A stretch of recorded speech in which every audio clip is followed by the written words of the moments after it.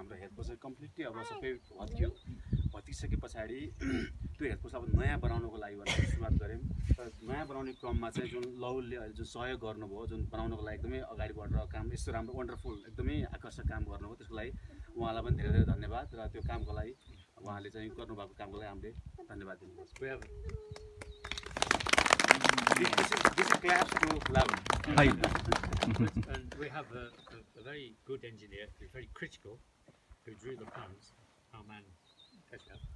And Keshav, as far as I know, thinks everything is exactly as he wanted.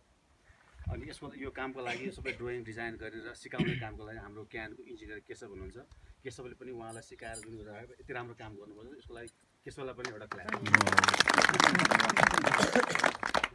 And we're very interested all the time with schools and health posts that can do it, to have a good kitchen garden to demonstrate to local people the variety of vegetable and to stress how important vegetables are for our health.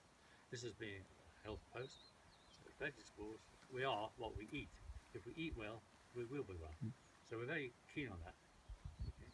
अब हाम्रो चाहिँ मुख्य community action नेपालको चाहिँ एउटा मुख्य योजना नै के हो भनेदेखि जहाँ स्कुल बनाउँछौँ, जहाँ हेल्थ पोस्ट बनाउँछौँ, त्यहाँ चाहिँ एउटा किचन गार्डन, सानो करेसाबारी भन्छौँ नि हामीले, त्यो करेसाबारी चाहिँ हुनैपर्छ। त्यो करेसाबारी भएपछि एउटा हामीले आफूले खाने त छँदैछ, त्यो एकदम अर्ग्यानिक खानेकुरा खान्छौँ, कुनै विषादी नमिसिएको। त्यसको साथसाथमा गाउँलेहरू सबै सिक्छन्, यहाँ त यस्तो यस्तो कुरा उत्पादन हुँदो रहेछ। त्यो उत्पादन भएको चिजहरू चाहिँ हामीले उपभोग गर्दाखेरि हाम्रो स्वस्थ पनि हुन्छ। त्यो स्वस्थ भइसके पछाडि हाम्रो चाहिँ नयाँ इनर्जी डेभलप हुन्छ। त्यसले गर्दाखेरि किचन गार्डन चाहिँ एकदम आवश्यक छ, हेल्थ पोस्टलाई पनि स्कुललाई पनि। And it's now in Nepal, India, people think it's modern to use fertilizer, man-made chemical fertilizer, and pesticide, insecticide, and herbicide.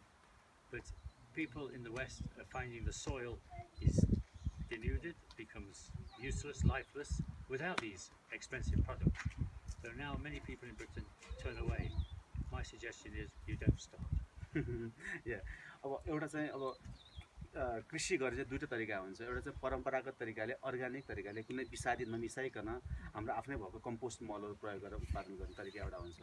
अर्को तरिका भनेको चाहिँ धेरै विषादीहरू हाल्ने, त्यसले गर्दाखेरि धेरै उत्पादन गर्न धेरै